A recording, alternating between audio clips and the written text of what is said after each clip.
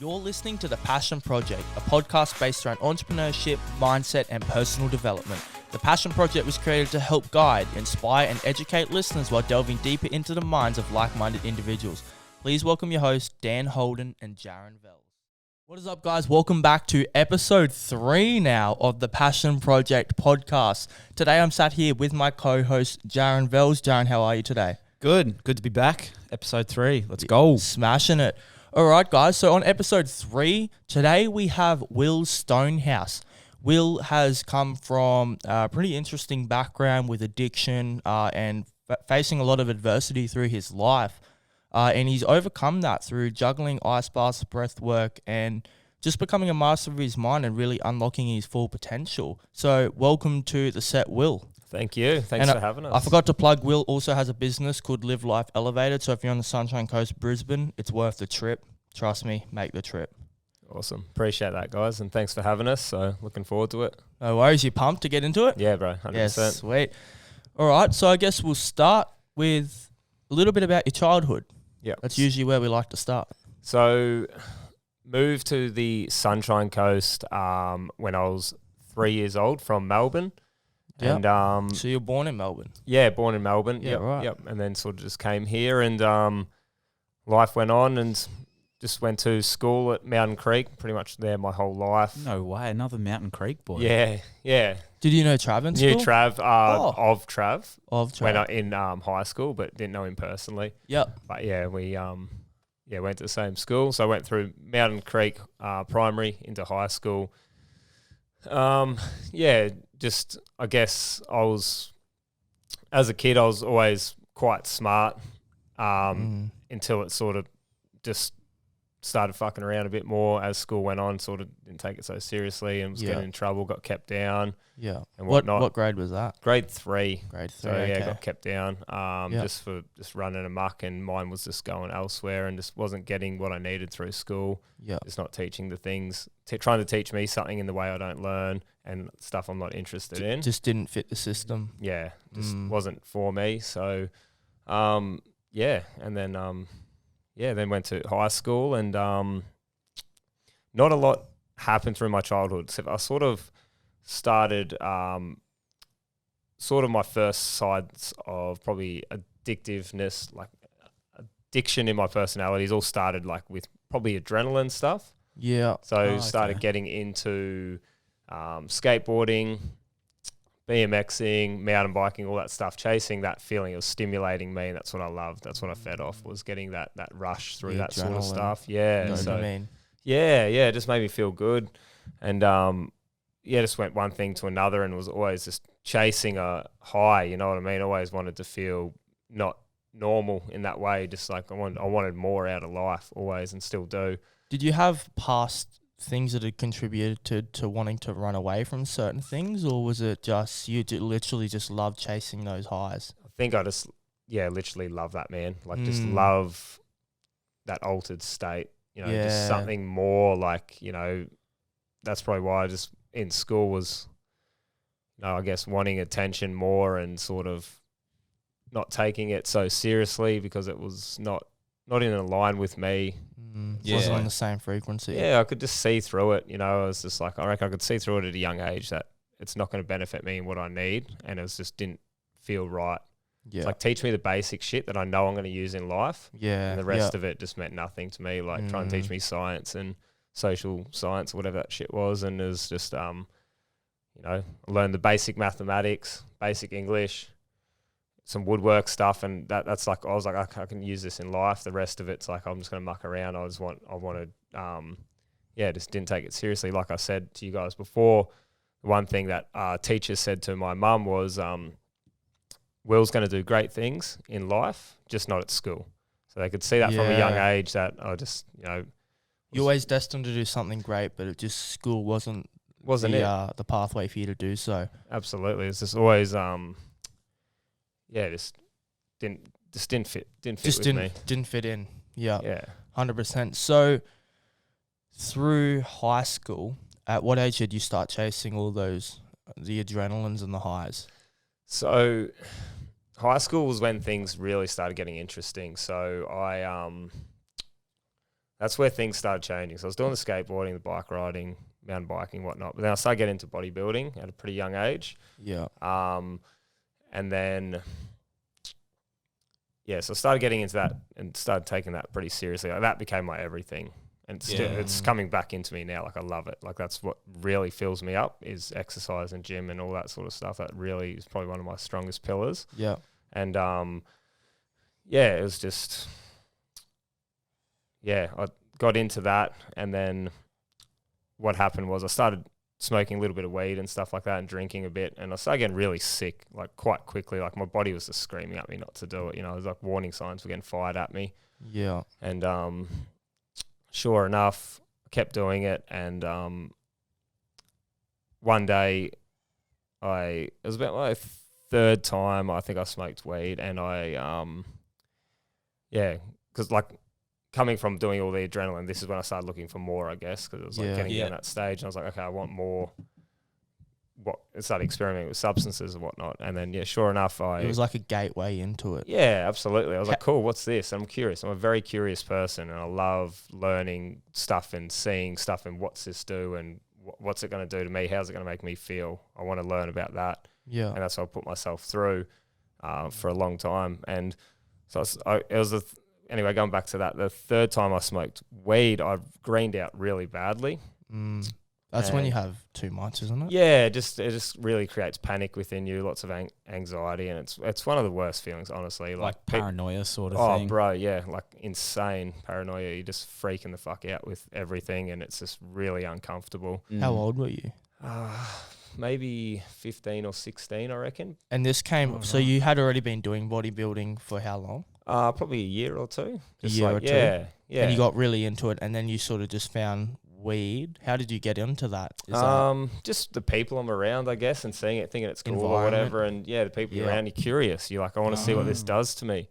Let's do it. And you have a good time. And then that next time it just triggered something deep within me somewhere and literally just changed my life. Like, not in a good way. Like, it's a good way now, but what it did to me at the time was not good. Probably one of the most traumatic things I've had happen in my life. It's where everything changed. So I greened out. I suffered heavy panic disorder after that. So I was literally started losing all my weight from the gym. So I just got this, reasonably big, muscly, whatever. And then I started, couldn't eat properly, started vomiting all the time. I couldn't even get through my dinner. Yeah. So I just, these stories would just come up in my head, these voices and shit. And I'd just start. Yeah, wow. I'd just fucking freak out and just start vomiting, and parents had no idea what the fuck was going on. I just couldn't handle it, and I was just making all this stuff up in my head. And so you were hiding it from your parents? Yeah, well, they didn't know what was going on, and I didn't tell them about the smoking weed. Yeah, what's done this, because you would have been pretty scared. Yeah, and the parents are just at that stage where they don't understand that sort of stuff. Whereas if that happened to our kids now, we could talk about it. Yeah, the generations have changed. Yeah, definitely. You don't want to tell your parents I've been taking drugs and now I'm fucked up mentally. And it was hectic, and that went on for a while. I don't even know how I overcome that, to be honest. At the end, it was it was just constantly vomiting and just panic, and then start losing my size, and I was just scared of everything, just anxious all the time, and just freaking out just about everything, and just couldn't do anything. A lot of the time, I was just this whole different person. And it's just went from this confident, pretty happy person out there to it just started killing me. Then I started losing my size, which was part of confidence as well, and my weight and all that sort of stuff started going down. Couldn't eat properly. It's really difficult. And then sure enough, that went on for a while, and then school finished. And then started getting into other drugs and stuff like that. So I started playing around with pills, so MDMA. And was that to try counter what you had previously experienced? Yeah, definitely. So that actually helped me a lot, I found. Getting into that, it was definitely filled up that missing piece within me, because there was something I was obviously seeking that I wasn't getting in my... So you were doing drugs to seek a certain feeling. Would you say that did you keep smoking weed after you greened out? No, I think I stayed away from it for a long time, man. Yeah, that really scared the fuck out of me from it. And I went back to it at a later stage, but yeah, always very prone to greening out and triggering that anxiety, that panic quite quickly. So I don't think I smoked much of it for a while, but then getting into other sort of illegal drugs and stuff like that. What would you say your time frame between those two were, from greening out to getting into other drugs? Probably maybe a year or two. Yeah. And what did you do in that year or two? Did you just work a normal job, or like? I was just at school, man, just surviving. Oh wow! Just So you were through. still at school? Yeah, just getting through it. Just doing whatever I could to get through and just figure out what the hell was going on. Wow, it must have been a dark place. Yeah, it was, 100%. It was fucked. It was really, like, that was the big point in my life. Like, just being able to, you know, like sitting there and you're just freaking out about, because you're about to go to school tomorrow and what's going to happen or whatever, and you just start vomiting because you're just so sick and so scared of stuff, so nervous about everything. It's not a nice place to live. So, and that's why I've gotten into my line of work now, is because people, if I had what I had now back then, none of that would exist. It's a simple fix, but I didn't have that. And I had to go on a long journey to get that, but it's worth it. And it's such a prominent thing, especially in today's society, especially with young kids. Like 100%. We see it all the time. Is like so many kids are chasing that high, and I chase highs more than anyone. Like I live off highs in life, but the highs I live off, somehow, I don't know how, I managed to live off the right highs and find the right naturally thing. produced. Yeah, like I just managed to live off like the highs within my own self and just like finding fun in other places that wasn't drugs and alcohol. Yep. And I'm so grateful for that. 100%. You don't have to go down that path, man. You can learn from other people's mistakes. You know what I mean? So like a smart man learns from his mistake, but a smarter man will learn from someone else's mistake. Ooh, so write it down. Write it down. So that's what I want to be. I want people to learn through my mistakes, so they don't have to go through I don't want anyone to go through what I went through, because that's just mental torture for over and over. And it, like I said, it went on, and like 18, 19, maybe through to 21, 22 maybe. I was doing a lot of party drugs and stuff like that. But then I can't remember at what point it was, but the one thing that changed my life, which helped a lot, which also helped temporarily a lot, but also stirred up a whole nother storm basically within me, was when I came across like Valium and stuff like that. It was a huge addiction. The minute I had that, a doctor prescribed me antidepressants and Valium. I took that and I was like, this is the missing piece. I feel normal. So you were constantly seeking just to feel normal. I felt normal. The minute validated? No, I just wanted to feel normal, man. Just couldn't handle anything. Right. So the minute I had that, it relaxed that whole body, and I could just be normal and just go about normal shit and actually go out and do stuff. Yeah. But the first time I ever took that, I took like 1 or 2 of them and felt good. And then I took, I think, 12 or 14 of them, I think, straight after it, because I felt good and I was like, more's going to make me feel good. And then I was like literally in the shower, legless, just fucked up on this stuff straight away. And it was like I sold my soul basically that night, because I was like, this makes me feel normal. Give me that. How close do you think you would have been to a lethal dose? Did you even know about it at the time? Or? I think it's pretty safe to take. I think you'll just pass out. Yeah, I think it's quite safe. Yeah, Valium, from what I've gathered, I don't think's overly dangerous in that sense. Yeah, I don't think so. But like, I'd say that's an overdose in a way in itself. It's like, you know, if you get drunk and you pass out, you've essentially overdosed. Yeah, we'll define overdosing, I guess. Yeah, like not to death, but you've overdosed because you've gone beyond what it was designed to do. Yeah, it's where the point where your body can't handle it anymore, and it just starts to function differently. Yeah, so you could say that was definitely an overdose then. Yeah, for sure. In that sense, but just not a deadly, dangerous sort of thing. Just more like not in a good place.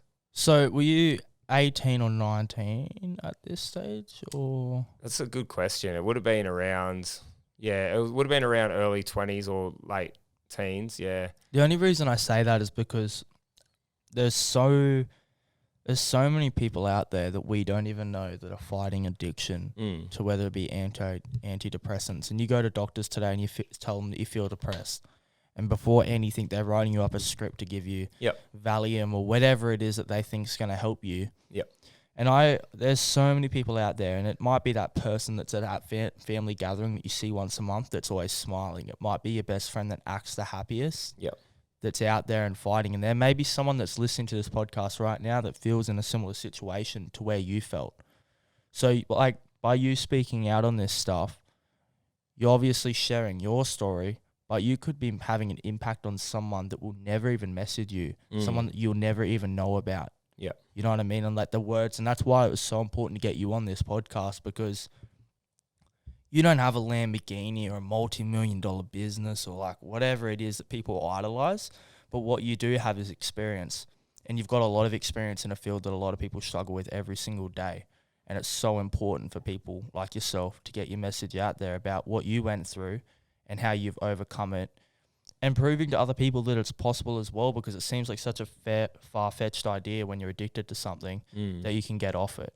Yep. Because sometimes, and I'm sure you've been in that situation where you just don't see any other way.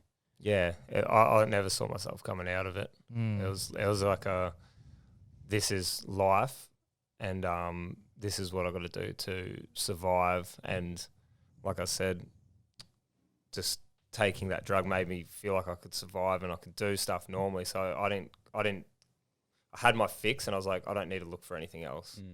I've got everything I need. And then that led to like taking more and more drugs, and then painkillers on top. Would you say you build a tolerance? Yeah. So that you need more and more? Yeah, definitely. Yeah. So, and that's when I'll get to the next bit, one of the biggest parts that I wanted to talk about, which I used to hold a lot of shame and guilt around, was because to be able to get these drugs, unless you know someone who can give them to you regularly through some other way, I had to then, which I never told anyone this because it's, like I said, I used to have a lot of shame and guilt around it, was literally start doctor shopping. So you would go from doctor to doctor around the coast, you know, maybe have 4 or 5 doctors that you'd see once a month or once every 2 months or whatever to get these drugs, because this one doctor's not going to give you the same drug over and over because you know you've got an addiction. So I can't go to him every week and say, give me Valiums, give me painkillers, yada, yada, yada, because they're going to go, like, you've got a problem. I can't give you that. And then you're in a situation. So I started just going, I'm like, okay, I'm going to go to this doctor, I'm going to go to that doctor, I'm going to go to this doctor, and I'm going to see what drugs I can get. I used to do that. I'm like, I want to see what I can get. Like, if I hurt myself, I would be like, cool, what drugs am I going to get? And I'll get excited about it. It's like, okay, I'm going to get a painkiller. Is he going to give me strong ones? Is he going to give me this? Or am I going to go to the chemist and make my own shit? You know what I mean? Like, which I used to do when they used to have the codeine behind the counter. You can extract the codeine out of it, and they don't sell codeine behind the counter anymore for that reason. So, so that's when you know you got problems. You know, when you're looking at how can I make this drug stronger, and I'll start mixing the drugs together, because I'll start looking it up. I was like a lab. I was like, saw myself as like a experiment lab. I was like, scientist. I'm going to mix the Valium with the codeine, and that's going to, it gives you, you know, this totally different feeling, intensifies the shit out of it because your tolerance has gone stronger. It's a different type of high. Yeah, it's totally different, man. And that's when you know you got problems, because you're like, I'm trying to do, and this is by myself, man. I'm not doing this with people. It's like, I'm doing this on a day-to-day basis. In your bedroom and nobody knew. Yeah. Well, my girlfriend at the time would have known a bit about it, but, you know, it was just like, just how can I get higher today? And that's what I do today in my life, is how can I get higher today, but I do it in a natural way. That's exactly what I've been doing. Yeah, that's it. That whole time was I'd wake up, how am I going to get higher? I'd take my strong stimulants first thing in the morning, so either a strong pre-workout or Ritalin, dexamphetamine, whatever that is to perk me up. Yeah. Now what can I do to keep this high going? Okay, I'm getting anxious, I'll take a Valium. Okay, I want to get high again, take some codeine, endone, whatever. You know what I mean? Smoke some weed again. That started coming back into it.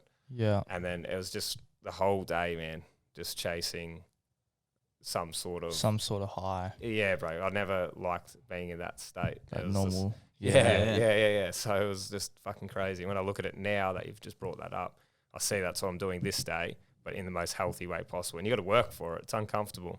Oh, yeah, and you got to be open-minded. Yeah, exactly. It's so easy to choose negative things in the world. Easier. Like, it's a lot easier to be like, oh, I'm going to have a drink, a soft drink, than it is to be like, oh, I'm going to get a fresh pressed juice or a kombucha or something. Yeah, because you get instant gratification, I guess. It's like, you know, I can take that Valium and it relaxes me, and that's instant. That's easy. Open your mouth, swallow a pill. But if you want to relax this day and age, it's like, okay, let's lay down for 15 minutes and do some breath work, but you've got to do the breath work, and you've got to work for it, but you're getting the same result and feel better and healthier, but you've had to work for it. And that was uncomfortable. Jumping in an ice bath, that's uncomfortable, but it's giving me what the drugs used to give me.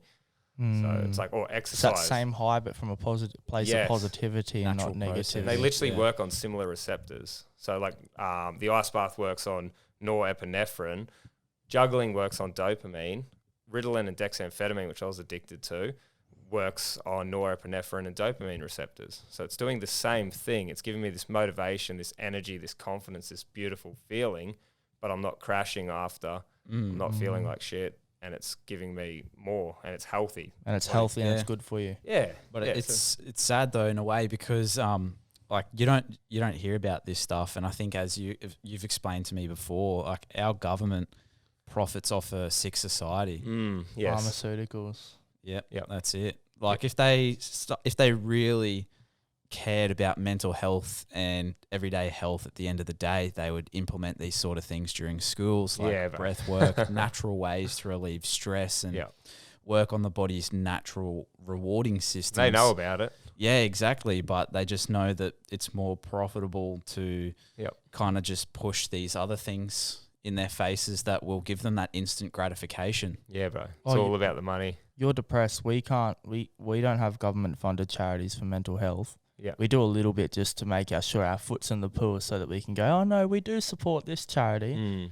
But, you know, you're depressed. We can give you all of these pharmaceutical brands that we own. Here you go. Here's some pills. These make you feel better. Yeah. Oh, by the way, these have addictive substances in them so that you're going to be constantly coming back to them, and you're linked to them now for the rest of your life. Absolutely. Yeah, it's scary. Because when we rely on government, they hold power. Yeah. Yeah. And that's what they want. That's what they want to keep. But we're going to move it away from politicalness. It always ends up there somehow. So I want to go back to when you were doctor shopping. Yeah. Were you working just a normal job in this time? Because remember we briefly talked about this, and I remember there was at some point you were working a normal time, or there was bodybuilding or something that you went into. Yeah. So I got out of bodybuilding for a long time as well. Stopped doing that. And then I was just mountain biking a lot. And I was working at Burson's Car Bits, so doing delivery driving and stuff. I was there for a few years, and that's when each weekend, I remember that the weekends would come around. I just couldn't wait to get fucked up. Like I'd take the drugs. The drugs would always be with me. So like I'd always have like a Valium in my wallet in case something made me feel anxious. I could just take it, and I knew it was like a safety, man. It's like I know I'm going to be safe. If I get anxious and I don't know how to control this, I've got my drug there to relax me. So it would always be, you know, using something there. It's actually started, that's when it started ramping back up at that job. So I started there, and then on the weekends, every weekend I was just getting on the drugs, getting fucked up. And then that led to later down the line when I started getting away from the more party scene and going out in the clubs and just taking drugs.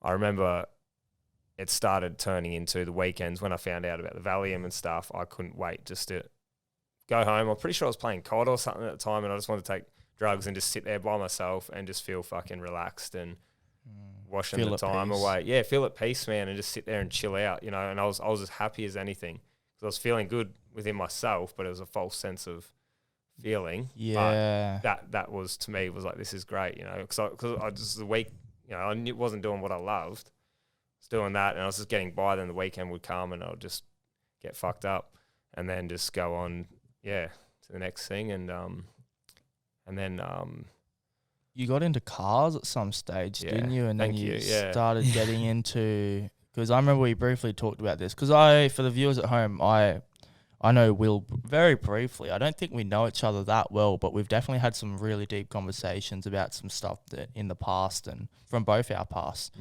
So at some point in your life, you got into cars, and once again, everything that you got into, it was both ends of the spectrum. It was either not at all or absolutely everything. It's perfect timing. That's literally the next piece of the puzzle. Was at that time I then started getting into fast cars and wanting to go faster and chasing that adrenaline again. Were you off drugs at this stage? Or I think I still would have been on them. Yeah, it would have just been maybe a bit less, but still using stuff at that time.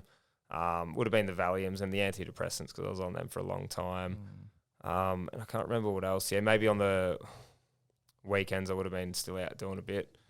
But got into the cars, and then that was a that was a pretty big addiction. You know, I just wanted to go faster and faster, and that became my sport.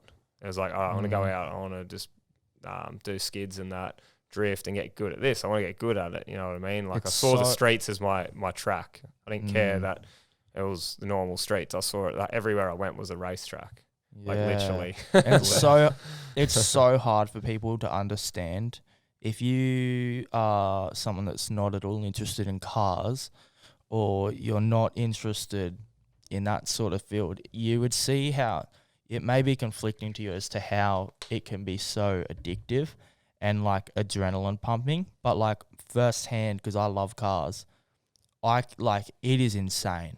It's a proper addiction. It is a proper addiction. It's and people overlooked, don't isn't realize. And it is so overlooked. And you know, he's just a hoon, but it's like, what's he running from? Like, what's the problem? Why is he doing this? It's so overlooked by governments, right? Because the governments all want us to stop going out, or like not us, but like, you know, I know so many young kids that are depressed in life and not happy with where they are, and they buy that cheap Commodore off Marketplace or whatever it is, and they chuck skidders on it and they go out to the industrials. Yeah. And you know what? You're sitting at home posting on Facebook about how they need to be arrested and put behind bars, and how that police need to be patrolling the area. But that is the only thing that's keeping them alive. Yeah. I know. That's their getaway. I firsthand know people like that. Yeah. That's the only thing that's keeping them alive. That is all. They go to work and all they do is work to buy tires because that's what they absolutely love. And it sounds ridiculous, but that's brilliant, man. It's what it is. Yeah. And there's a bigger problem at hand. Yep. Building a track isn't, or like building local tracks and skid pads. I'm going way off here, but I'm going to rant because I'm passionate about this. Yeah. Building local skid pads is not about getting people skidding off the street. Yes, it is, and that's what it'll do. But it's about providing a place and an environment for these people just to go and feel at home and just feel that adrenaline and just like help their mental health. Yep. It's a serious real issue. They do, because you got to drive to Queensland Raceway out there on power play and stuff like a couple times a year. It's ridiculous. Like 3 events a year. Yeah, we're going out every single weekend to Coolum Industrial. I think both days I do a set of tires like every week out there and just hoop. And I just felt at peace. You feel at peace. You're just drifting and you're just like, you're just like, this is sick. And that's all I cared about, you know. And did you find that rush of adrenaline was kind of a lot more powerful than anything you had experienced? Because that's also where different. You started chasing that adrenaline, and then you got into those other things, and then you ended up back when you got into cars chasing that adrenaline again. It's definitely different because it's pretty dangerous when you're going fast and drifting, and it's a different sort of adrenaline. It is, bro. Yeah, it really is, because it's like you're playing at higher stakes, I think. Yeah, not only can you crash, you can get caught by cops. Yeah. Like you're not meant to be there. Sometimes it's one way in, one way out. Like it is just, it's a different game. Yeah. It seriously is. Yeah, it really is. And what happened after all that was, so I was getting away with that for a while. I was pretty good at it. You know what I mean? I was getting away with it. And I was like, fuck, this is cool. Like, you know? And then one day, me and a friend were just doing some skids somewhere and filming it, whatever. And sure enough, there's cops in the top of the bridge as I was doing skids, and I came back and did another one, and they're just sitting up there watching. Oh no! And then they just came flying down, and I was like, where the fuck did they come from? And then there's still smoke everywhere. There's skids they see, and then sure enough, car got impounded. Is that the Falcon? Yeah, XR6 Turbo, yeah. And so that happened. So if I'd done the skid and left, it would have been okay, but I came back and did another one in the same spot because I didn't think they were sitting up, you know, whatever. It is what it is, and happened for a reason. It's probably one of the best things that happened to me in a way, even though it was this was a really dark time after this, because I got the car impounded, got on good behaviour, ended up losing another point or two at my job because I was delivery driver, so I was driving every day, so you cops everywhere, you know, if you're doing 10Ks, 20Ks over. Sure enough, got caught a couple of times, and so I went on good behaviour so I was going to lose my license for 3 months, or I can go on good behaviour. So I ended up losing it. Yeah, I ended up losing it for 6 months. Because you went on good behaviour and then you lost a point. And then yes. Right. And then I didn't want to be working at that job too, so I didn't even try to fight it and say, like, I want to keep working here without a license, because I knew I wouldn't be driving, and I was like, I don't want to do that. So I didn't even try to fight it. I just said, look, I'm leaving. I don't have a license. And then there was a 6 month period, pretty much almost that whole time, I believe, where I wasn't working. I was living with my partner at the time, and her dad and her brother, God bless them all, lovely people, got me at my worst for sure. So I was just unemployed, just drinking piss every day, taking drugs. This was at my worst stage, actually. That's when I was doing heaps of the doctor That's just shots. a result. Yeah, I was doing heaps of it then too, because it was like that's when it got really bad. And yeah, because I was like, I'd ride my bike for like an hour or two in the morning, come home, go buy a carton, sit at home, drink, take whatever drugs I could. And then just, yeah, I'd start getting into like sleeping pills as well. So really strong ones, to the point where I'd just black out. Did like you get the most car nights. out? Or What's that? did you get the car out? Yeah, it was only impounded for 2 days. Yeah, because the laws were like that. So I ended up selling it. Because I was obviously couldn't control myself. Yeah. Even though I could keep the car, I was like, I'm not going to keep it. So I sold it, lost heaps of money on it. I just didn't trust myself. That's a big thing though. That takes a lot of courage to do that, and that. Because I could have kept it and kept driving it, but I didn't trust myself. I was just like, nah, I've got to sell it. And I just bought a standard like Falcon just to cruise around into, you can still be stupid, but it's less temptation. It's a lot harder. It is, yeah. Yeah. And then, so I was just literally taking drugs and drinking flat out. And the one thing that changed me, this is where a big pivotal point happened, was my girlfriend at the time, Nikki, God bless her, she came home and she brought me a gym membership, like a free trial for like, I think it was like a month. And I started doing gym, and my mentality is like, if I'm putting effort into something, I'm going to put everything into it. All or nothing. All or nothing, man. So I started going to gym and I was drinking. I was a pisshead every day, literally getting drunk and all the other drugs. I started doing gym for like 2 days and I was still drinking. And then the third or fourth day in, that's how quick my mentality changes. Like, I've got purpose. Gym literally changed that. And I was like, I'm going to start, I want to get muscle. I want to get back into shape. I want to be fit. I want to be strong. That's not going to help me do this. And I literally just chucked it out like that.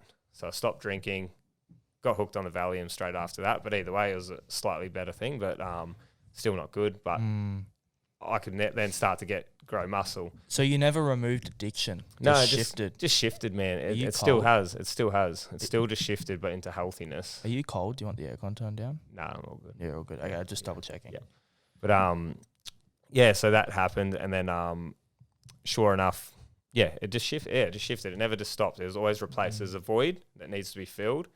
It's like, what are you going to fill it with? Is it going to be something healthy or is it going to be something unhealthy? So you were literally just jumping from addiction to addiction to get that hit. Yep. Always chasing it, man. Like I said, still to this day. Yeah, and it's never stopped. Yeah, just in a healthy way though. Always. Now this time I'm obsessed with getting as fit and healthy and as filled up with as much love as possible and being able to help as many people as possible. So like I'm using it for good now. Yeah. Whereas I was using it to destroy myself beforehand. So from the gym, I got into that, and sure enough, that escalated. Started using like peptides at the time, started using steroids, all sorts of supplements, and just became obsessed with that. And then that spiraled out into more drug use, and I think cocaine and stuff started coming in around then. There's even a little bit of ice. Was this your lowest? No, I think I started working at that time. I think I started working at Bunnings. Yeah.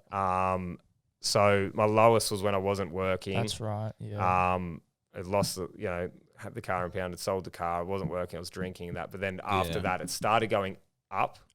Started increasing up. But then I started getting onto the peptides, the steroids, because I wanted to take it next level. Yeah. And then it just started declining. I was eating heaps of shit food too, because I was just abusing it. I was like, I know I'm going to grow muscle using this stuff. I'm going to eat whatever. Still train hard, but I'm just going to eat whatever I want. Because you can cheat your way there, can't you? Oh, you're still working your ass off, but like, the body's anabolic all the time. So it's going to just grow whatever you're putting in it, basically. Might not look as good, but it'll still grow. I'd eat heaps of Maccas and KFC, whatever, man. And I was just putting weight on in size. And then you get on the drugs on the weekend, you'll lose a bit of weight, but when you go back to the gym, do a big session and eat, you're just going to fill back out. So I started abusing that. And, it just escalated. And then sure enough, all or nothing, like you said before, eventually came off the steroids, used them for probably a year straight, like didn't even really come off it, which is not ideal. Came off it eventually because I knew it was just destroying me. I was getting heaps of injuries and it wasn't doing me any good. Came off it, quit gym, 2 years, I believe, just stopped. Yeah. And then went into like mountain biking and more drug use. Oh, So okay. just, literally just didn't want to just do it because I was like, I can't play at that level anymore. I've been at the top using this stuff that's got me, playing at a good level. It's like now I can't play at that level. It fucked with my whole mentality. So you didn't even want to go anymore. Didn't want to do But it. if you can't be on the furthest end of the spectrum, Didn't want a bar of it. didn't want to buy it. But now I've understood. I've I guess didn't realize the power I have now. I didn't realize then. I just didn't believe in myself enough, I guess. Do you think you were chasing the destination, not the journey to get to the destination? So how do you mean? So there's a saying that I have is like, a lot of people use it, is you always, it's not the destination that counts, it's the journey to get there. Yep. So with like bodybuilding, I guess in that context, you could use it as in like, wasn't necessarily that you were in love with working out to get there. It was the destination of looking bulk and looking huge and looking big. So I was after that, do you mean? Yeah. Yeah. Would you say that? Yeah, definitely. Yeah, that was the goal, was just to get as big and strong. Like, were you and in love with actually working out, or were you in love with looking huge and looking big? Yeah, both. Yeah. Both. Okay. Both, yeah, definitely. Yeah. It's like ideally you like looking big, but yeah, I still love working out, man. It really it does good things for me for sure, and for everyone. It's a natural antidepressant. One of the most not used, like it should be used a lot more. So, overlooked, yeah, absolutely. So it's definitely really, it's what we need. It's what, a lot of people should do it. Hey, I think a lot of people overlook physical health. Yep. Because physical health has a lot to do with your mental health. 100%, man. You can walk in there feeling shit, do a session and walk out, feel incredible. So it's an important part of my life. Always has been. It saved me a lot of time. Yeah. Without that, God knows what my life would have been, like that's been my biggest savior. Like all my other things that I've come across recently are huge, like ice bath, breathwork, juggling, and it's really been a huge part of my life now.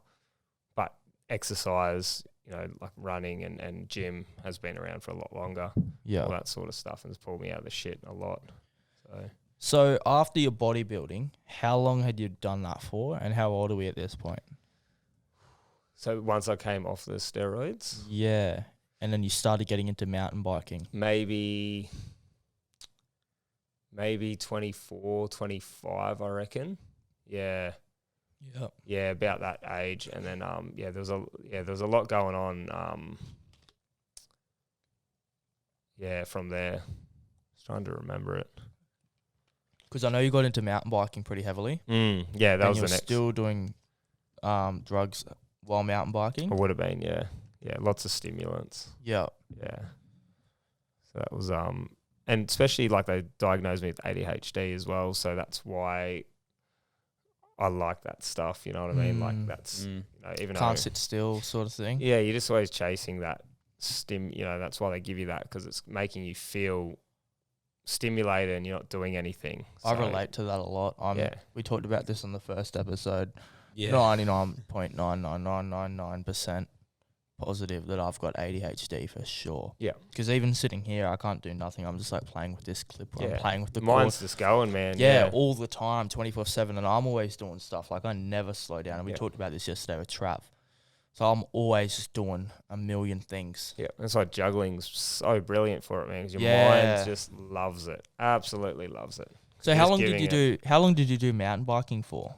That was on and off for a long time. Yeah, like probably a couple of years at one stage, and maybe before that as well, like because of all the BMXing. So it's always just come in and out of my life. Same with gym, you know what I mean? It's just like going from one thing to another, and it's always swapping and changing and finding something that's keeping me stimulated. Because if it starts getting to that point where it doesn't feel, it was getting, like with mountain biking, it's too much effort to do that. Like we were discussing before, it's like sometimes it felt like it was too much effort. So I look for something that's more stimulating and more motivating. So instant gratification type of thing. In that way, like I said, with juggling, it's like it's there's minimal resistance to doing it. The balls are Yeah. with you all the time. It's like I can just pull them out and do it. Whereas if I want to go mountain biking, I need to put the bike in the car and drive there. And then after a while, I started losing interest because it wasn't stimulating me enough. So it's like, what can I find now? And drugs would always give me that. So go back to the drugs because it's like, okay, I can take that. It's giving me that stimulation straight away. That's so true. That's so true, isn't it? And that's why there's such a difference between alcohol and gym and all this stuff, because there's resistance there to go to the gym. It's but easy to just open a drink and drink it, man. That's it. You can just go Easy. buy 2 cartons at the start of the week, and then you've got them there next to your living room. It's a lot easier to do, man. But it's instant gratification. You know what I mean? You're doing it, and then you feel like shit for a few days after. But the difference is you got it then and there with no work. Well, that's kind of how everything's being designed these days, and kind of falls under a lot of the problems with consumer society. So, like, when you think about it, you can pretty much apply that same type of model in any aspect. So, especially with social media, instead of doing things like going to the gym and building those natural pathways in your brain, and also teaching you discipline at the same time before you get the reward, everything nowadays is designed to completely cut that out and just give you the easiest way. And then your body starts craving it, and you'll start favoring certain things over the other, because then you're like, yeah, I can just do this to get the result instead of way more comfortable. Yeah, exactly. It keeps you in the comfort zone, man. It's like I said, if you want to, I can go take dexamphetamine or Ritalin. I can get that rush. I can just sit here, pull it out, eat it. Weight hits me. I feel great. Or now I wake up, I'm like, I don't do that because I know how much it's fucked me up. Now I have to get in an ice bath. I have to go do some juggling. Like, I get to do that. You know what I mean? I get to get in the ice bath, do the juggling, do my breath work. I feel the same as that. But so many people hate doing that stuff because they're like, that's uncomfortable. I'd rather just take that easy pathway because it's easy. But yeah, it's destroying you down the line. But they don't care because they're living for that moment.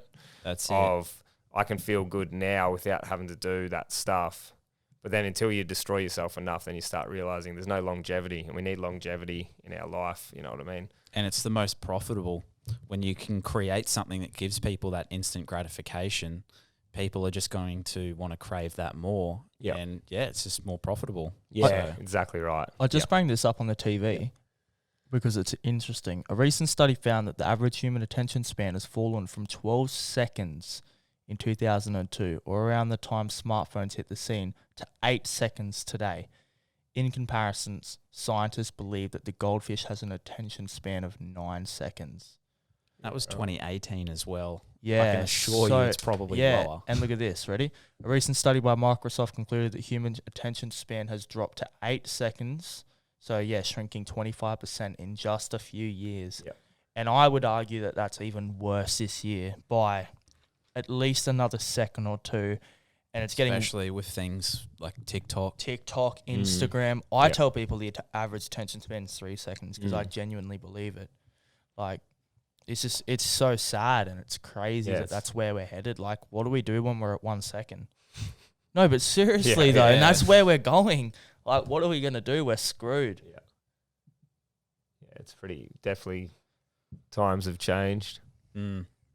And just quickly, backtracking a little bit, how did you find the transition between high school and the real world? Do you think that played any effect, like negatively or positively? That's a good one. So when I went from high school into the world, did much change? Yeah, because I know for a lot of people, high school's kind of like that safety net where they've got friends, they've got that social aspect, but then once you get into the real world, reality kind of sets in and you start losing friends and things not keeping in change. touch anymore. And It's a good point. Like I personally actually stayed in school instead of dropping out because I had no idea what I wanted to do. I didn't drop out. I stayed till year 12 because I had no idea what I wanted to do. So it was like for that reason. And then I guess left and I don't even know what I did. I think I was working at like Target or something. Hey, just basic. I had no idea what I wanted to do and just sort of dribbled along. And then eventually, shortly after, found that job at Burson's. That's when it started to change a little bit. But yeah, it was Did you have a big friends group in high school? not really, man. Hey, I always knew that the crowd just wasn't for me. Like the people I was with weren't. I never really actually had friends. And some of them were younger too, but it was also like in my year, I sort of just hung out with people, and I was never really like. I would say that makes a huge difference in your question, because I was pretty similar to that. When I left high school, I didn't feel like much had changed, because I was already so disconnected from it wasn't deep groups at school and stuff like that. Yeah, definitely. They weren't really that close for sure. The ones in my year, it was just like, okay, I'm just hanging out with them because we can talk, but it was never like always hanging out with them on weekends or whatever, I think. Yeah. Yeah. It's funny that actually. Yeah, that was a really good question. Just wanted to get through it, I was just like, I just want to get through this shit and just, I don't know what the fuck I'm going to do. So would you say, instead of then having your adversity come from external sources, do you think that came from within? So, because I know for a lot of people these days, like they may feel socially pressured to go down this pathway, or, you know, it's kind of considered cool in a way. Yeah. To go down what pathway? Just that pathway of addiction and thinking that, you know, it's better to go down that way. I don't think people seek the pathway of addiction. I think people seek to fit in.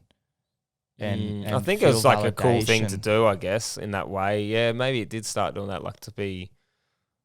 Yeah, maybe it started in that way to be cool or something like that, and then it sort of just.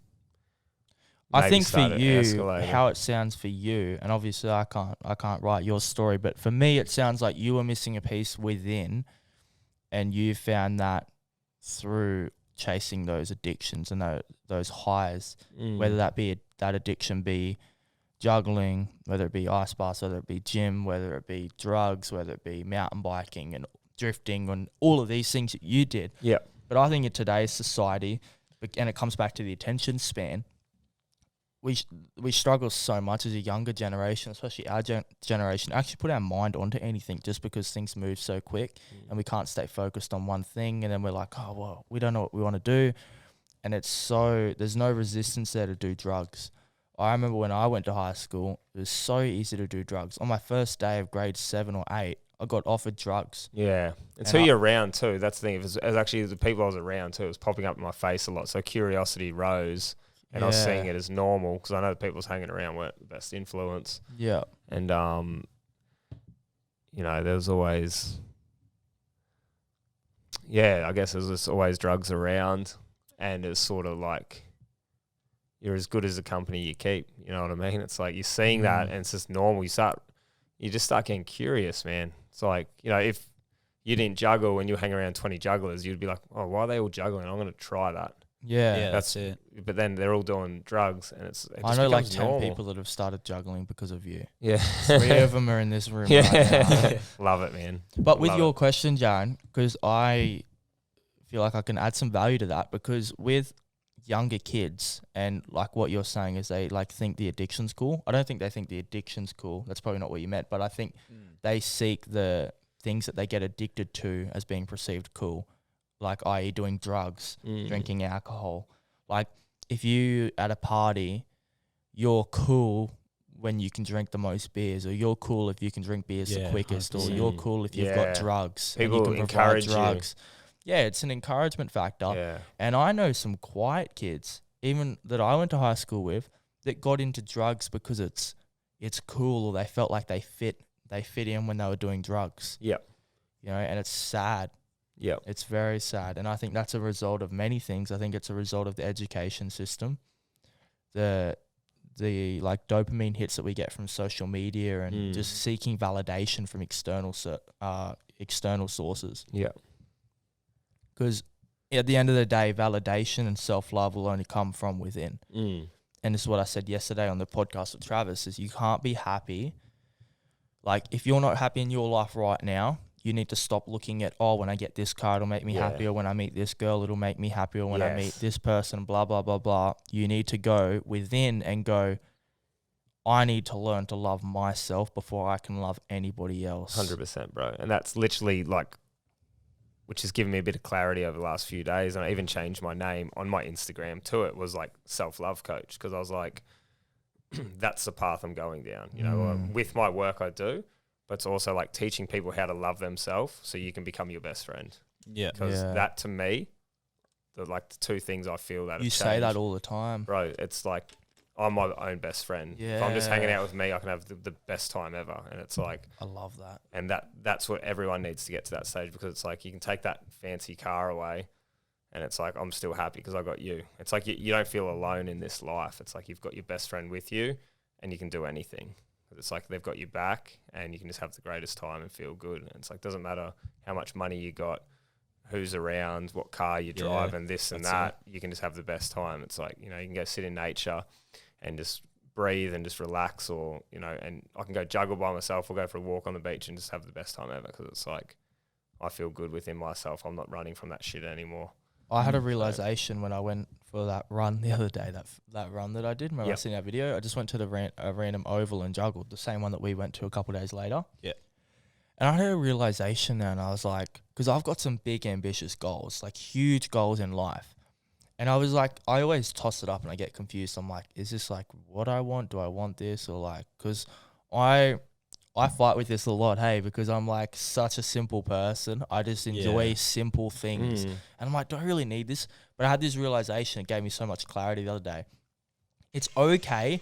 It's okay to have the biggest possible goals that you could ever imagine in life, as long as you can truly be happy with having the small things. Yes. You know what I mean? Like, I'm so if it got taken away, are you still going to be happy? That's right. You're So I'm so happy and content with just being in this random park juggling and just going for a run, and so grateful.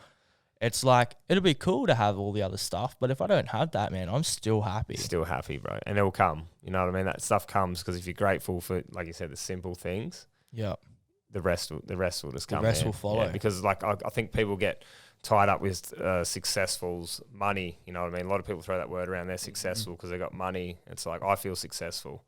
You know what I mean? I feel like the most successful I've ever felt. Well, I don't have much money. You know what I mean? It's like, it's because I feel so happy within myself. I can have the best time with myself.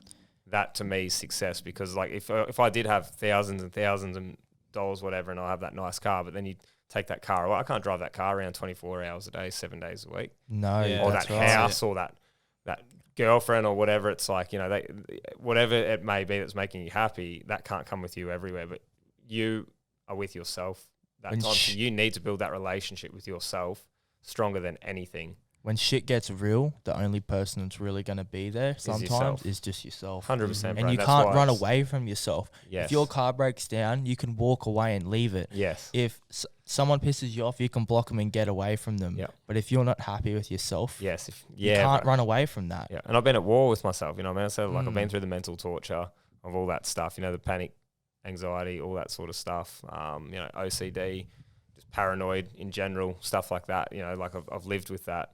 So now it's like I'm just at peace and just love myself. And that's the number one thing everyone needs to look at in life is self-love is literally number one before anything. At what point were you able to find juggling, ice baths and breathwork?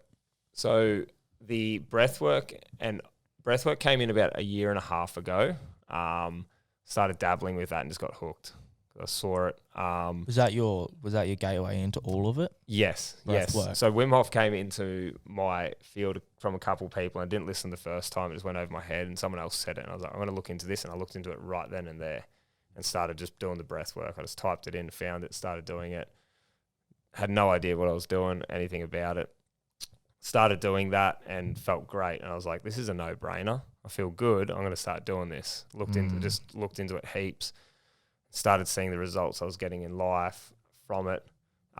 Athletic performance as well, which was a huge one at the time. I was so hooked on the performance side of things. Yeah.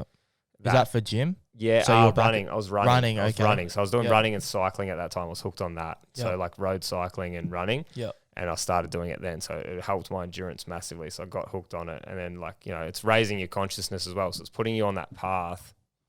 But it's also like you can tell people it's going to help you recover and get fitter, and then they'll just start doing it. And then all the other benefits are coming in because they're not doing it for that reason, but that's coming with it. So it's a good way to get people into it. It's like, you know, it's going to help you recover.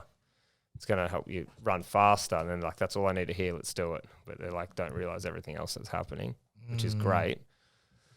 So they started been doing that for, it's been a bit over a year and a half. And then started doing the ice. That's been about over a year now, about a year. And that's when things just changed. My first ever like cold ice mask, because I had no one show me any of this stuff. So I was sort of just like, Do you know that? You told me he just bought a freezer. Yeah. And just sent it. Yeah. Really? I just started. I can't imagine going no to that idea effort to do it myself. I had no idea what I was doing. And people around me, no one was really doing it. So now I find it easy because so many people are doing it. It's so normal. Everyone sees it as a normal thing. So it's easier to do because you're like, oh, they're doing it. I'm just going to do it. And it's sort of normal because everyone does it. But at the time, I don't think there was really, in my area, there wasn't anyone I really knew personally that was doing it. So I sort of eased myself into it with the bathtub, just sort of buying ice and chucking it in, playing around with it.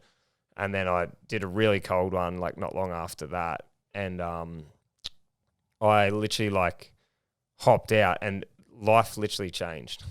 That changed then and there. Like I hopped out and I was like, holy shit, what just happened? Didn't you have a bad experience on one? Straight after that, I did. Yeah, I'll get to that in a second. That was a rough time. Anyway, it was one of the best days of my life and then a very scary day too. So I got out and it just lit me up, lit my soul up. And it was like, I didn't know then and there that's what I want to do and want to teach and get this out there. But my soul knew. It was like, dude, this just gave me the most energy I've ever felt in my life. I can see a little bubble of energy growing from outside. You're radiating. Oh, bro. Have you noticed that? Yeah. It was just, it was insane. When I hopped out, I was like, just lit up everywhere. I'm like, I want everyone to experience this. This is just the greatest thing I've ever felt.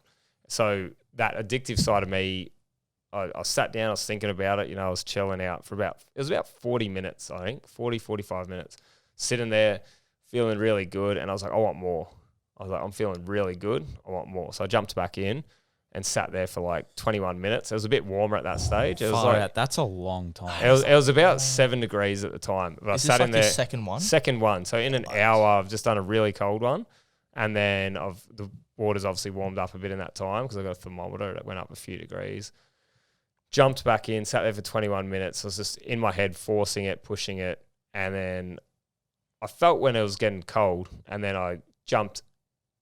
I stayed in there for a few more minutes. Then I jumped out. And I didn't realize that hypothermia kicks in sort of after. And I hopped out. And then I was like, what the hell's going on? I'm like, this isn't good. And I was just freaking. Like, I started losing, started getting really dizzy and faint and then sort of ran inside and ran upstairs, nearly passed out on the way up, and then just sat in the shower till the hot water ran out, and then it was just freaking because like the skin changed color, all this sort of stuff, and I was freaking because that addictive side was like, I feel good, I want to feel better. It's like, why couldn't I just be happy with what I just felt and respect it? Always needing more. Needed more, didn't respect it. So like they say, the ice bath's the teacher. It taught me a lot that day. It taught me a lot about myself. And it doesn't give a fuck either. It's ruthless, man. It is ruthless. It didn't care. Doesn't discriminate. Yeah, bro. It doesn't care how you're feeling. It'll just show you, put you back in your heart straight away, show you what's up. It's a place to live from, that's why I do it. You live from your heart. And I was literally in my bed shivering for like probably 30, 40 minutes with a jumper on, under covers. And I'm pretty sure it was summertime too, you know what I mean? So I was like, I was in a place, man. I was freaking out. My girlfriend at the time said, her and her best friend said, don't do this. Don't you do them by yourself at home because we know what you like. And I was like, yeah, it's all good. And then sure enough, they went home and I went and did it. And then I told them and I was like, yeah, you're not going to be happy with what I've done, but I didn't listen to your advice. But anyway, I've learned to respect it a lot more. And I'm really in tune with my body now after that because I know when it's getting cold or when I'm forcing. So it's like identifying that and becoming completely aware of your body. So I did feel a shift, but I didn't acknowledge it. It was like, okay, I think that's getting cold, but you're not shivering. You don't feel different. Just keep pushing. You can do this. And so you didn't realize hypothermia kicked in afterwards? Yeah, because you get the thing called the after drop. Like when you actually know that. When you hop out, people hop out of the ice bath and they're actually hot. You hop out and you're like, you are. You feel, you're like, oh, I'm warm. You know what I mean? For about 3-4 minutes, I find you actually feel warm. And then all of a sudden you start shivering and you get cold because that's when the body drops. So that's what I experienced the first time. I remember I had to put my hoodie back on. Yes, but you feel sitting warm inside, and I was like, man, this is weird. I felt warmer in the bath and colder outside. Yes, and that's where it gets sense now because it crept up on me. You know what I mean? And so I felt pretty shit like about 2 minutes after, then it just kept getting worse. You know what I mean? So I was like, Yeah. because I was like, as soon as I get the hot water on me, I'm going to be fine. But no, it didn't. It doesn't just go away like that. The body's really got to warm back up. So that was scary. Yeah, that was a really scary moment. But I learned a lot, you know, and I've really passionate about teaching it, and I've put myself through that experience and taught myself in the way. And I think that's why I'm so passionate about teaching it now, because I've seen, you know, I've taught myself all that. And then my ex-girlfriend at the time, she was a qualified Wim Hof instructor, so learned a lot through her also with it. And she's helped me massively get me on my path where I am today. So big thanks to her. So you got into the ice baths and the Wim Hof breathing first before juggling? Yeah, and then juggling didn't come long after that, man. Probably about a month after the ice bath started, a month or two after juggling. It's been about a year. It's actually pretty much a year now today since I've been juggling every single day. Best I think year I've had of your maybe life? one. Yeah, I think I've had 1 or 2 days off, maybe, I think. Wow. And there's been like, I'd love to have an hour meter on me to see how many hours I've put into it, because it's been a lot. It's been a lot, It's a man. lot It's a hours. lot of hours. A couple hours a day at least. Most days probably, I reckon. Some days it might be like a 15, 20 minute session maybe. Then some days it might be like 2, 3, 4 hours maybe of it. Yeah. And it's just because it's giving me that, what my brain loves. And same with you, bro, that dopamine. It's like a dog chasing a ball. It'll do it all day. Yeah. So some people, I think it's so powerful. Like, I think it can cure addiction. Like, if someone has an addiction and they pull that out of their life, I think you could, depending on the addiction, I think this could really help. It could slot into there and say, here, play with this. And if that's that type of person, that personality, it could definitely cure them. It's like exercise and juggling. You could slot into it like maybe coming off dexamphetamines, Ritalin maybe, could just slot right in, and they could, you know, potentially shift out of that quite quickly. Because if you take away an addiction and you just leave that void and they go back to their old place, their old friends, they're just going to go straight back into that, because they're like, they've got no sense of direction, where to go. So, but if you're like, here, you're going to stop doing that and you're going to come to juggling and gym 4 or 5 times a week, it's giving them some sort of direction away from an addiction. So that's the only way I think you can break these addictions, is by substituting it for something healthier.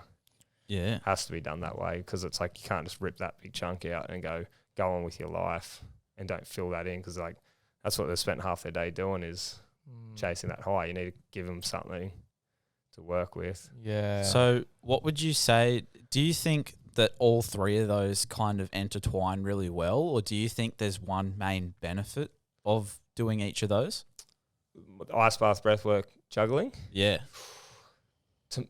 Changes, man. I think breathwork's probably one of the most powerful, but then there's been days where if I've had a bit of a low day, juggling's been the thing that's ripped me out of it quicker than anything, and that's why I take my hat off to it. I was like, this is insane, and that's why I'm so passionate about getting people out there and doing it, because I've seen how powerful it can be for lifting your moods. I don't know if it's just me that's getting hit like that. No, Like, it's not just you. yeah, I feel like there's some people that, like, I know you definitely do. I see it in you, man. Like, I definitely, some people. I've been looking at those juggling jugs over. Yeah. So if anyone that's not watching video, Yeah. even if you are watching video, you can't see it, but there's these juggling jugs. Are they called jugs? Clubs. Clubs. Yeah. Oh, that's why I couldn't find them. I went to buy some. There's some juggling clubs, and I've been looking at them the whole podcast. Yeah. And I'm keen to. We'll have a session after. Get a We'll be mad having a session. So, yeah, it's definitely, I think a lot of people really, like, let's just say a number, maybe, let's just say 6 or 7 out of 10 people probably really do feel that. But I think there is the odd person that it just doesn't work, that they don't get that hooked on it. But I think there's something else that would fit into that, you know, whether that's like hula hooping or if it's like fire stuff or something. I think there's one of these tools out there that's going to fill people up in that way. I really believe in that. Like, someone, okay, you don't like that, but pick up the fire stick and that might be your jam. And that gives you that hit that I get off juggling. So I think if you're using something like that and you're doing your breath work and you're doing an ice bath, I think they really all work well together. They really do. Like, they're all super powerful by themselves. Don't underestimate them. But putting them all together is just ridiculous. And then exercise on top. That's why I like live by that. Live life elevated. Literally, yeah. That's getting elevated, baby. Yeah. I love it. There you go. A question I have for you is, I don't know if you can answer this, maybe you can. What is it about breathwork and ice bath and juggling? Like, what is the scientific stuff behind it? Like, so breathwork, the so the Wim Hof method that I do is so great for like the stress reduction, alkalining the body.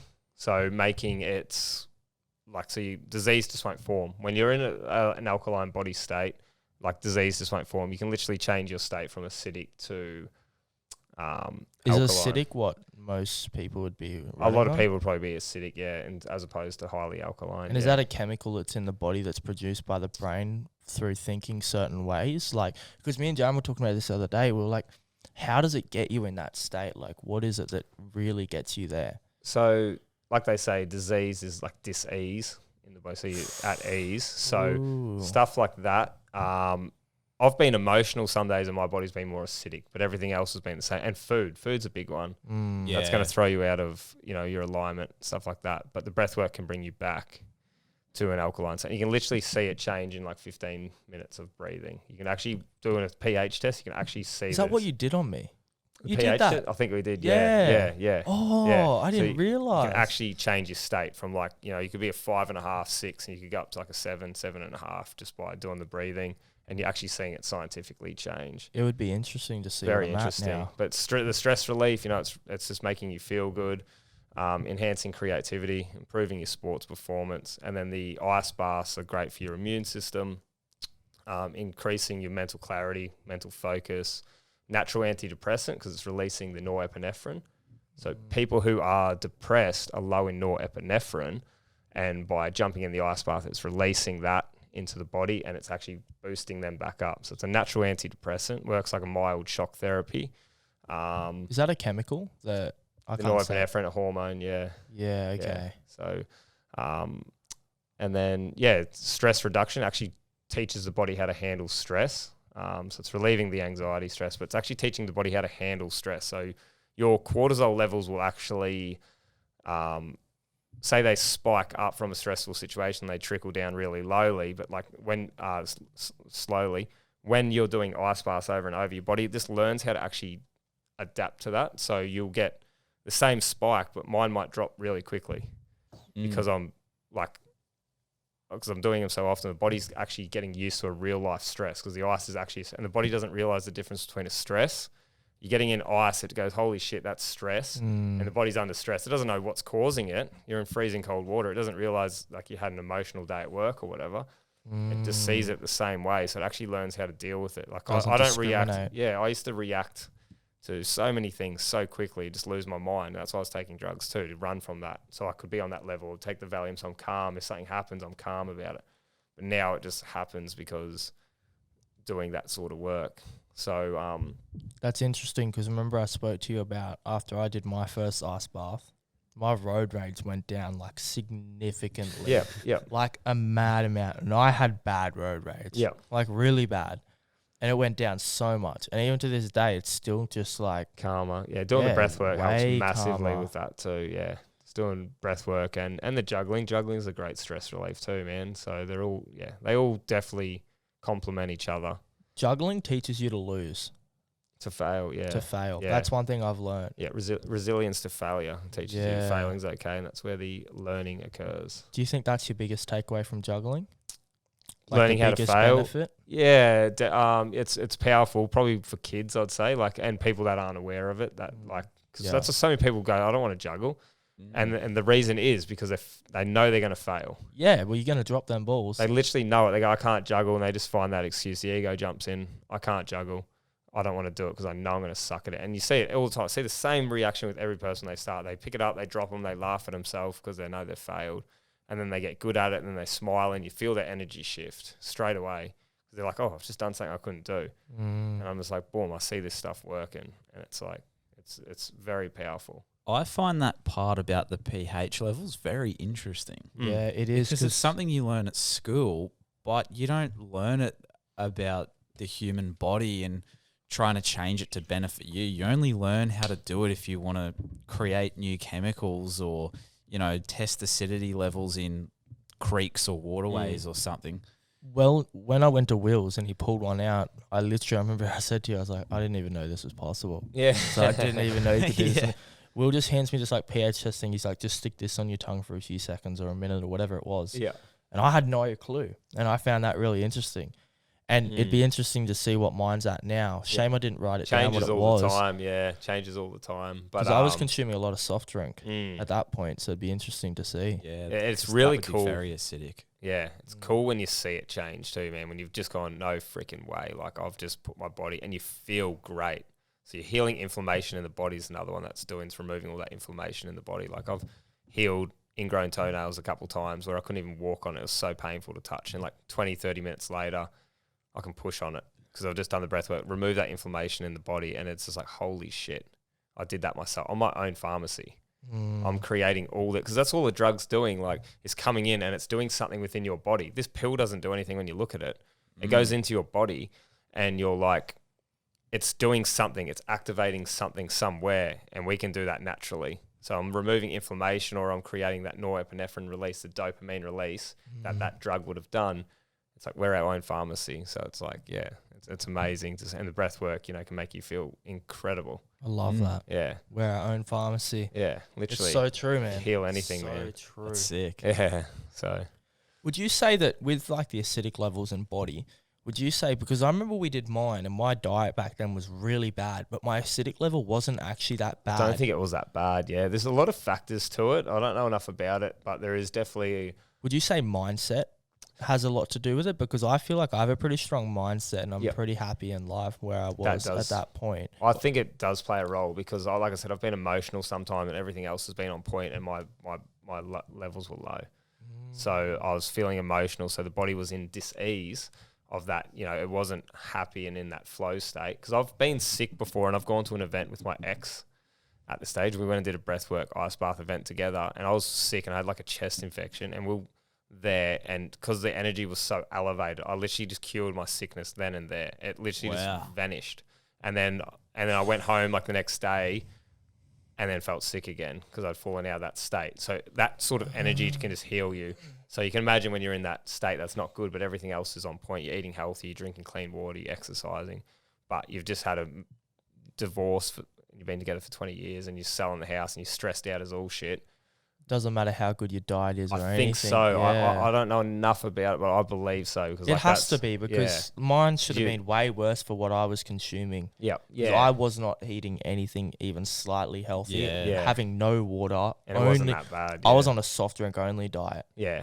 So it has to have something to do with your mindset because you're happy and you're healthy in your head, which is controlling everything. It'd be interesting to see what mine is now. I reckon they'd have to make a whole new pH strip for me. I'd be too high. Yeah, you got to have that balance. So yeah, definitely don't want to be. Yeah, there's that healthy middle balance of it. But yeah, no, it's cool. Well, I think that wraps up a really, really good podcast. Are you happy with what we've covered? Yeah, I've got one more question though. I've got a few questions to wrap it all up and kind of tie it off. Yeah. So if you want to do that, I've got some questions that I want to ask Will that he can leave with the audience. So I'll do that after your question. Yep. Okay. So mine is, if you could give people one reason why they should get into breathwork, ice baths, and juggling, what do you think that would be? Okay. So one reason to do it is because doing this sort of work is putting us back into our heart. It's showing us our truth. And when we live from our heart, we can live our best life, basically. So, and in alignment with ourselves. So we're doing what we want to do, not what we feel we have to do. You know, go into that job that we hate every day. It's put back in your heart. You're going to see that job for what it is and how much you actually hate it. So as soon as we live from there, it's like the first time I really got put back in my heart, I broke up with my girlfriend because I knew I didn't love her. That popped up right in my face. And that's not easy to do, but it's also, it showed me my truth so I could live a better life. Hard at the time, but delayed gratification. I didn't get it then and there. It was shit. But like a few weeks later, it was amazing. So it's like, puts you back in your heart, basically. Puts you back in your driver's seat. So you're controlling the ship. So if you want to start living your best life, that's where it all starts, is got to live from the heart, get out of your head. That's awesome. I love it. I guess I want to ask you, because I don't know who's listening to this podcast. There could be people from all walks of life. There could be some of my friends, could be some of my family, it could be someone I've never met that's just somehow found it and they've decided to listen along. And if that's you, hello and welcome and thank you. But if there's somebody that's listening to this that's struggling in life, whether it be they're fighting addiction, whether it be they're not happy with just being them, whether it be they are finding addiction. They don't think it's possible to get out of that. What is some advice that you would be able to end off and give them on how to overcome that and where they can go? So start by looking at who you're hanging around. The company, you're only as good as the company you keep. So if you're hanging around addicts and you're trying to get out of that, good luck. It's going to be really difficult. Show me your friends will show you your future. Absolutely, brother. Exactly. So change your friends.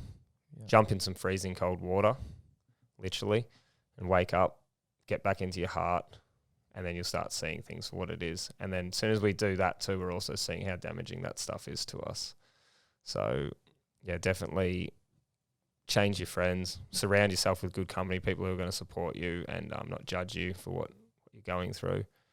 And, just go down that pathway of breathwork. Breathwork's probably going to be one of those things that's going to be huge. You've got to remove your ego to do breath work though. Yeah. That's the biggest thing, is removing your ego to allow yourself to be open-minded, to be trying ice baths and breath work and juggling and all of that stuff. Because it can be weird I'm 21, but even a little bit so myself, I was like, I'm 21 years old. Why am I throwing 3 balls around in the air? Like, I'm 21. 4 balls now, yeah, mate. 4. 4, it'll be 5 soon. But it's like, why? Yeah. But then it's like, smart. Yeah, it's like, fuck you. Fuck what you think. Yeah. You know what I mean? But some people, like some adults maybe listening to this, might struggle with that because it feels weird to them. Yeah, like being a child again, because you're a big one on that. Yes. Yeah, definitely.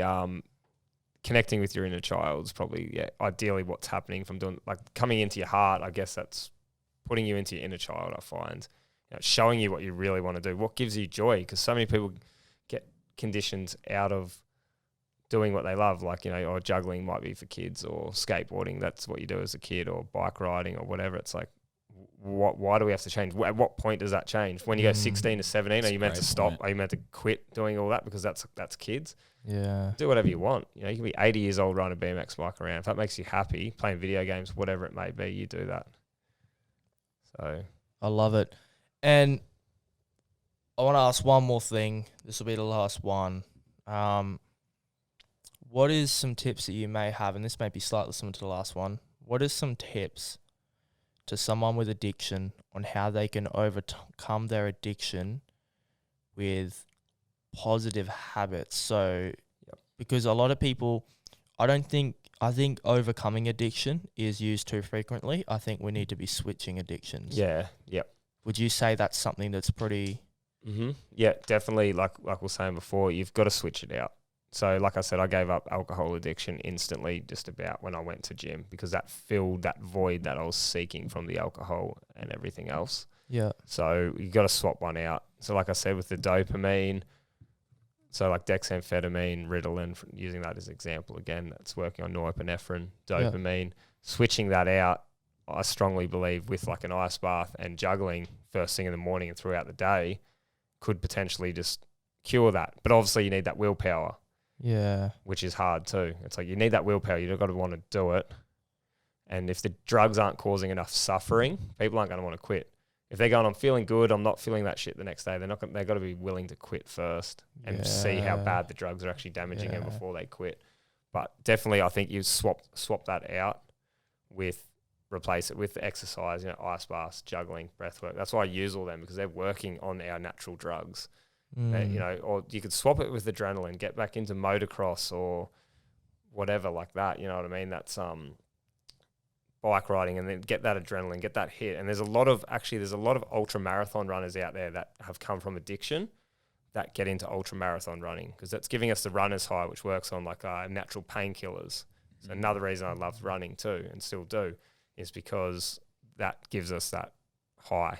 So yeah, definitely. And a lot of people will go from addiction straight into that. That's powerful. So it's like a direct replacement. So I love it. I think that, is there anything else that you wanted to share or spread? No, that's pretty much it, man. Base. Yeah, I think that's got us through a lot of it. So pretty happy with that. Thank you so much for coming on the Passion Project. No worries. Blessed to have you as the third guest. Absolutely incredible man. And even just the way I met this man was absolutely insane. I won't tell that story because I'll go on for 20 minutes again. But you've said everything that you wanted to say. Got all your questions out. Yeah, 100%. Been another incredible episode. So pumped. Awesome. Thanks for having us, guys. Really appreciate it. And Can't wait for it to come out. Thanks for coming on. Awesome. You, legend. Now, just for the audience, if the audience want to find you and talk to you, Will is an excellent person to talk to. If the audience is interested in The what do you business, do? yeah. Ice baths. If you want to learn more about what I do, so self-love and learning ice baths, breathwork, juggling, and anything like that, just to basically increase your life, make it better, come message me on my Instagram, which is Live Life Elevated. With underscores. I'll also link this in the description Yep. of both the audio and the video platforms so you guys are able to easily find it. Yeah, just shoot us a message and we'll go from there. Legend, brother. Awesome. Thank you. Thank you so much. Well, thank you guys so much for tuning into this episode of The Passion Project. It's been myself, Jarren, and Will. We hope you guys took some valuable notes away from this. If you guys are interested in following The Passion Project, make sure you subscribe, follow, download, like. If you did gain any value, please share the episodes. That really helps us. And if you know anyone that this could help, maybe even send it over to them. But without further ado, we appreciate you guys spending the time with us here today. I think we kept this one at a really good length, so we're going to try and continue about the hour, 20-minute podcast. So I'm pretty stoked we're able to nail that on the nearly on the minute, to be honest.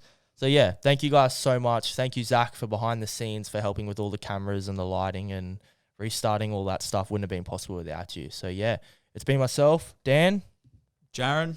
And Will. and we're out. Peace out, guys. You.